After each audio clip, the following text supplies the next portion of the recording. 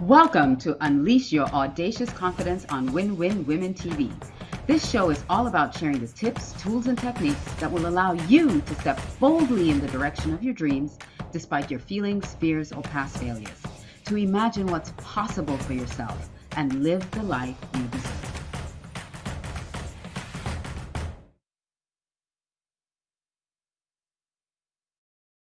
Well, hello, and welcome to this episode of Unleash Your Audacious Confidence on Win-Win Women TV. I'm your host, Alicia Curry. And listen, today is a spectacular topic. I'm so excited to share this topic with you. But before we do that, I just want to invite you all to connect with me. You can connect with me on alicia360.com. Or you can go to Red Carpet CEO. I finally launched a website for Red Carpet CEO. It's redcarpetceo.com. And there, you can follow the show. So put in your details, put in your email address and everything so that you can follow the show and get to know what upcoming episodes, what we're doing. We have some events coming up. We have some exciting things coming up for Win-Win Women and also Unleash Your Audacious Confidence. If you want to be a guest on the show, go to redcarpetceo.com. There's a link there for you to be a guest, to sign up to be a guest on the show. So I invite you and encourage you, if you have a topic or you want to talk about women's issues, you want to talk about things around confidence, please go to redcarpetceo.com and check it out. I have a list of services and everything there as well. Please excuse my voice today. I'm going to try to get out what I need to get out in a way that you can hear me, but it's a little crackle today, and that's fine. It's not going to stop me from giving you the details that you need to stop self-sabotaging, because our topic today is, it's not you, it's your programming. We've been programmed in a way to stop. We've been programmed to stop. And the reason we've been programmed to stop is for safety reasons, to keep us safe. And I want to dive into that today because we've all been programmed in one way or the other to have a stopping point. And there's so much in this that I want to share with you because it's stuff I've learned over at least a decade or two, but more recently, I'd say more within the last decade, that I've really dug into my own personal development and growth about when and where I stop myself and when I start sabotaging myself and where and when obstacles show up in my path that derail me. And it happens to all of us. But I want to go all the way back into our childhood because that's where the programming began. So first of all, I just want you to relax, lay all the burdens down, because the thing is, that's why I titled this, It's Not You, It's Your Programming, because we take on so much of the guilt, so much of the shame, so much of the disappointment when things don't go our way, because we blame ourselves so much instead of really looking at how we were programmed to respond, react, operate in certain situations, because we haven't been taught how to think. So I did a preview show a minute ago, and I talked about that we think we know how to think, but we don't know how to think. We haven't been taught how to actually think. We think we know how to think. We've been taught to react. We've been taught to respond. We haven't been taught how to look objectively at things, how to ask questions about things, how to look at a problem from different angles to solve situations. And so when obstacles come in our way, when problems hit us, when something happens, or let's say even if we're going along this journey and things seem to be going well, and it's like, when's the other shoe going to drop? That's even a programming. When is the shoe? We're always thinking, if it's going well, something bad is about to happen. So it becomes a self-fulfilling prophecy because we haven't been taught how to think. So this is how it goes. When we were born, from birth. We didn't know anything. We didn't know how to get anything. We didn't know how to do anything. We didn't know how to think about anything. We relied 100% on someone else. Usually that someone else was a parent, parent, grandparent, a guardian of some sort, someone who was in charge of us. And so everything we needed, that person had to get for us. So we went ahead and what did we do? If we wanted something, we cried as a baby. We cried for it. We cried out for it. And the person had to figure out what that cry was. And pretty soon they could decipher what a cry when I need to be changed, a cry when I was hungry, a cry when I was tired and sleepy. The adults in our life learned to distinguish what those cries were. So we learned, if I cry, I get something. I get a need met. Because within that, if we didn't cry, if we didn't let someone know we needed something, what would happen? We would die. So it was tied to our survival skills. So I talked about Maslow's hierarchy of needs. So that bottom part of the pyramid is all about physiological needs, our need for safety, our need for security, stability. Because if we were abandoned in that state, we would die. We would become prey to something else. So abandonment on that basic need was our biggest fear. We could not be abandoned. So we cried, and we cried loudly. We cried out for someone to come and give us aid. So that was our physiological need that had to be met. And then we come to the next bar on the pyramid. It's our need for safety. So anytime our need for safety gets threatened, we would cry out for help.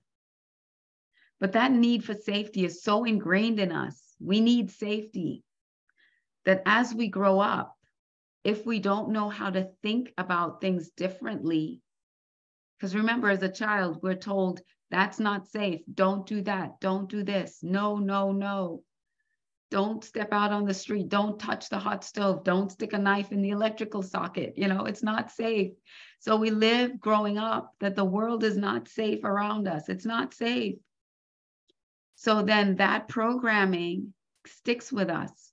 So anytime now as an adult, when we step out to do something that seems risky because our physiological response is triggered, the heart racing, the sweaty palms, the fear response is triggered, immediately it becomes, it's not safe, it's not safe, it's not safe.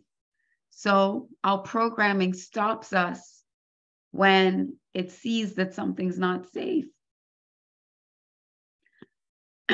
That third need on the pyramid is the need for love and belonging. Remember, I said that physiological need, if we have abandonment in that physiological need, we'll die. But as we grow up, we don't reconcile that physiological need as a baby is not the same need that we have as we grow up and we become more self-sufficient. We're not going to die if someone doesn't take care of us anymore, but we haven't learned to switch that off. And that's why I talk about we haven't been taught how to think. We haven't been taught how to access that and actually switch that off and say, and think about a situation differently and say, am I in danger? Physically in danger? No. Am I emotionally in danger? Am I in danger of being in an unsafe environment that's going to cost me my life? No. Am I at risk of being abandoned or not loved or not belonging somewhere? Maybe, but most of the times, no. But that programming is so strong and so ingrained in us that what happens is our conscious thought process isn't accessing those subconscious physiological and emotional and instinctive programs that are running, that we don't even make a choice about it. We don't have a choice about it. We don't know how to think about it because we don't have a choice about it, because it's running in automatic. It's running in that supercomputer of our subconscious mind. And so when our safety, our perceived safety from that infant perspective, from that child perspective, from that 0 to 7 years old perspective, feels threatened because we're stepping out to do something different that we haven't done before, and we haven't learned how to think through the process. And so we react to that physiological feeling or that physiological impulse that we have on the inside, and that causes us to self-sabotage. That causes us to stop. It causes us to stop growing and stop developing, because suddenly we feel like we're going to be abandoned. And if we're abandoned, we'll die, right? It's not rational. We cannot prescribe rational thinking or rational thought, or what we perceive as rational thought, to these subconscious impulses. We have to actually address the subconscious impulse, the subconscious reactions that we're having, to then begin to think about it and think, okay, what is this I'm feeling now? What is this reaction I'm having? Is this reaction really based in reality, or is it based on some childhood thought process or feeling process or trigger response that has nothing to do with my current reality? I mean, what is actually going to happen? Am I going to be abandoned? Am I going to be in danger? And then we have an opportunity to really think through the problem that we are having instead of stopping. One of my mentors and coach, I mention him all the time on this show because he's been working on mindset for so long. He's one of those that Bob Proctor was his mentor and coach. He is in the same line of business as Tony Robbins. And so if you know any of those names, Bob Proctor, Tony Robbins, David Nagel, that's my mentor and coach. He talks about, and I have the book right here, Maxwell Maltz's book. It's PsychoCybernetics. And in PsychoCybernetics, he talks about how we have this thermostat, this PsychoCybernetics is this thermostat type of mechanism in our brain. So if you look at a thermostat has a set point. So we set the thermostat at like 75 degrees, all right? And let's say you live in Florida, like I do, and it gets hot. And so when the temperature starts rising on the inside, what happens is that air conditioning kicks on to cool, to bring it back down to the set point. So when the temperature starts rising, the AC kicks on and it starts bringing the temperature back down. In the same way, in the subconscious mind, PsychoCybernetics, we have a set point in our mind. It's like a safety set point. And so when we start to grow and we start to rise above that level, our set point starts to kick in to bring us back down to that set point. And so every time we try to do that, it starts bringing us back to that set point. And that's what happens when we self-sabotage, because it tries to bring us back down to that set point.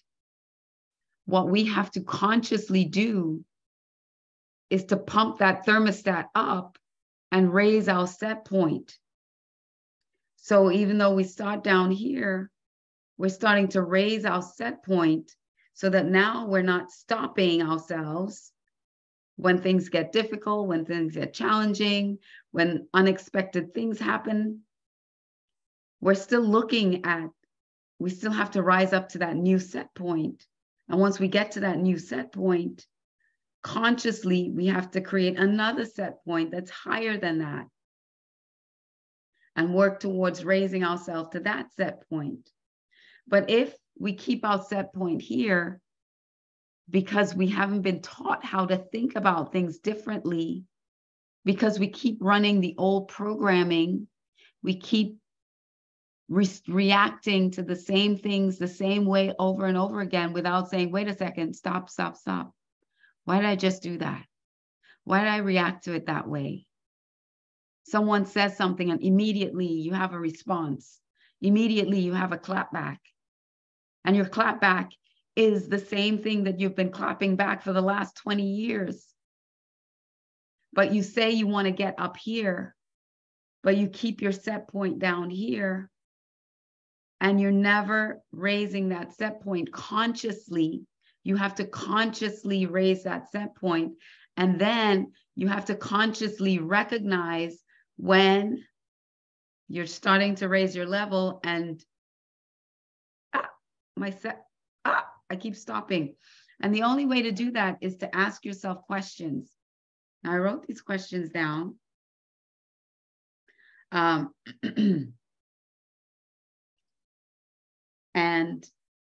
you go, you have to ask yourself these questions. I found them. I know I wrote these down.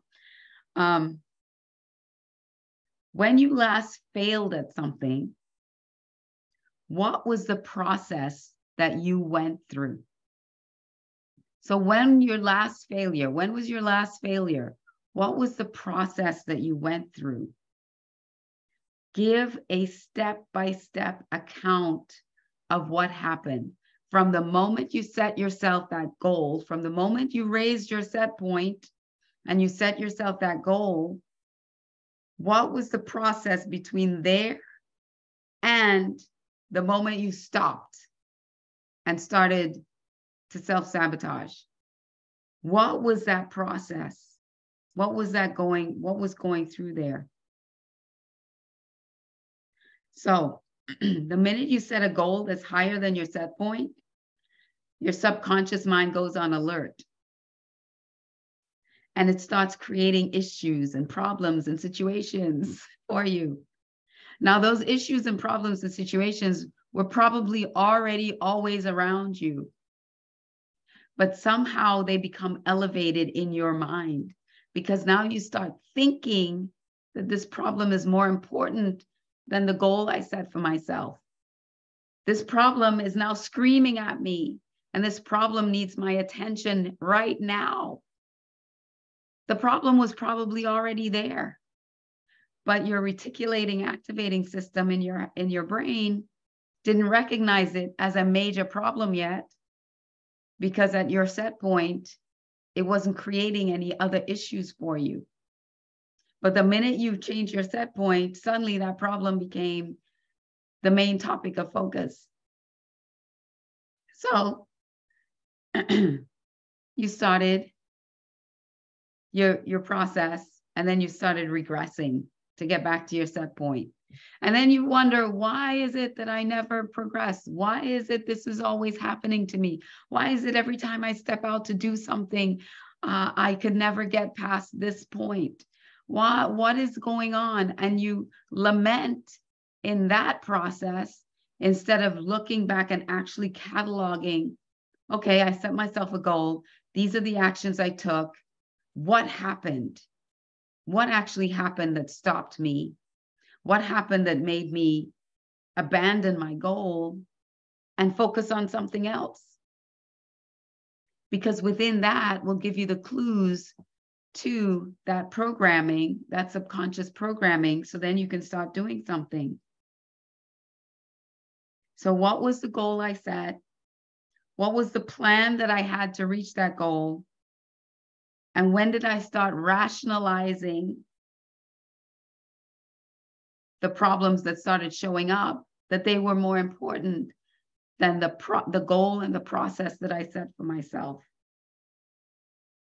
And that is how you start to unravel this programming that you have that is sabotaging your progress, why you can't get over the hump. And there are only two ways that you can overcome subconscious programming. Is number one, is through constant space repetition. It's through constantly changing those habits that have gotten you where you were, changing those habits consciously day after day after day. And changing those habits is connected with changing your self-image, changing the image of yourself into the person that you desire to be, to have what you desire to have. And that takes constant conscious repetition. And the second way to change something, that programming, is actually a sudden emotional impact. Something that happens to you so suddenly and so profoundly that it impacts you immediately and changes you immediately, like a health scare, a health diagnosis, a diagnosis of something really, really dangerous or debilitating, an accident, something that really triggers a change in you. But that doesn't always come. So we are left with constant space repetition.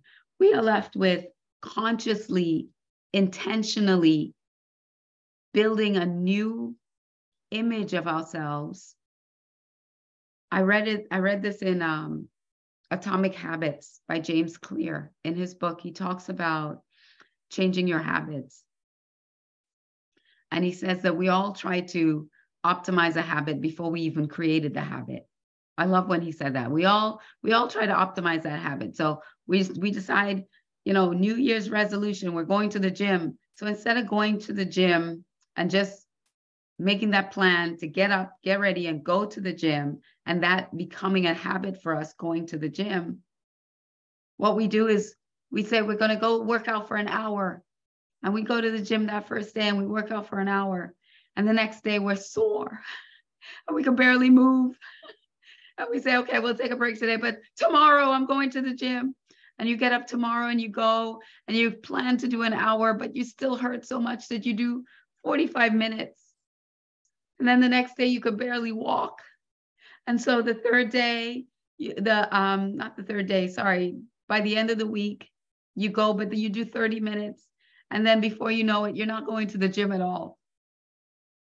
He said, first of all, why don't you start seeing yourself as someone who's healthy? And then asking yourself, what does a healthy person do? Okay, a healthy person works out. A healthy person, limits junk food. A healthy person eats more fruits and vegetables. A healthy person goes and works out. So as a healthy person, so now you're changing your self-image. As a healthy person, I need to work out because I'm a healthy person. So I need to work out. So he talked about this one person. He said he would get up, put on his workout clothes, get in his car, drive to the gym, get into the gym, get on the treadmill for 5 minutes, and then leave the gym. And for a week, he would do that because he was building the habit of getting up, putting on his workout clothes, getting in his car, driving to the gym, getting out of his car, going onto the treadmill. That was the habit he was building. And as he was building that habit, he was building his self-image of a healthy person that gets up, puts on their workout clothes, goes to the gym, gets on the treadmill. And he built that habit. And before, not too long, he was working out. He had worked up to working out an hour a day at the gym. And it was not a strain. It was not a stress. It wasn't stress on his body. He created the habit before he started optimizing the habit. So what does habits have to do with programming? How do you remove old programming? You have to take it apart, and then you have to build new programming in there. And that's when new habits come in. So if you haven't read the book Atomic Habits, I would highly encourage you to read that book. It's phenomenal. He also said something that I really liked, because he says that we don't fall to the level of our expectations. Sorry, we don't rise to the level of our expectations. We fall to the level of our systems. And so if you're just expecting to be healthy and somehow that's going to happen without building a system to become healthy, then you're not going to rise to the expectation of being healthy. You'll fall back to that thermostat. So this is your expectation. This is your set point. You're not going to rise to the level of your expectation. You're going to fall to the level of your systems because you haven't built the appropriate habits, those atomic habits, to get you from level to level, building upon the process.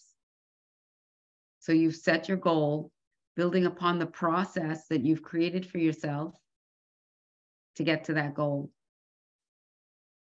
There's a military term that says that no plan survives an encounter with the enemy, or no, something like that. No, I'm not a military person. I heard someone who was in the military talk about that. He said no plan survives an encounter with the enemy. And so your enemy in this situation, in this case, is your programming. So you have a goal, you have your plan, but your enemy is this set point.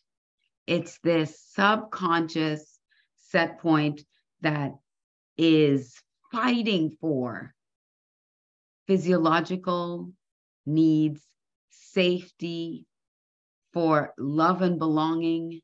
It's fighting for that because it thinks that anything you do outside of what you did when you were an infant to get those things met is going to make you lose those things. It's going to put you in jeopardy of losing those things.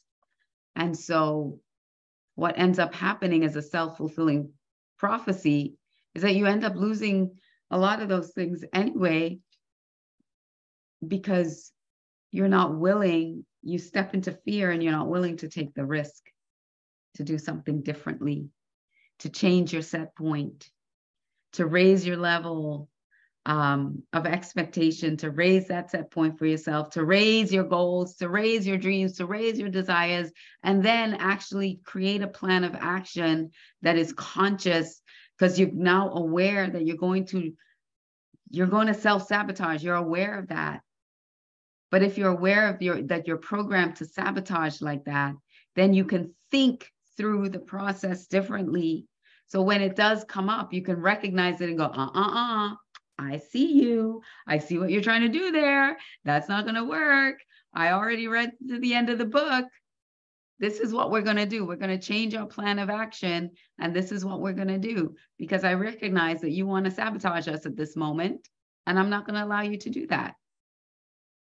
So we make the decision and we stick with our decision, and we can continue to move forward in what we're doing. And that's why I say it's not you, it's your programming, because we tend to then pile on guilt and shame and blame. We blame ourselves, and we don't give ourselves the grace enough to push through something and move ahead and move forward in it.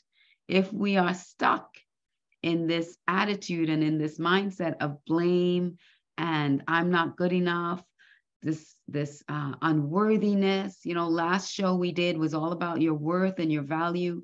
and about being worthy, and how can you start changing that image of yourself to become worthy, because then that's the fourth level on Maslow's hierarchy of needs, is your self-esteem and your worth. And so you want to be able to not look at yourself as unworthy. And, you know, I just hope that this show has brought some some lights, turn some lights on for you, and help you see things a little through a different lens, and help you think about it a little bit differently. So with that, look at your programming, and I want you to be bold, to be brave, and every day do one thing to step out with audacious confidence, those micro atomic habits to step out with audacious confidence. And I will see you next time on another episode of Unleash Your Audacious Confidence here on Win Win Women TV. And don't forget to check me out, redcarpetceo.com. See you next time.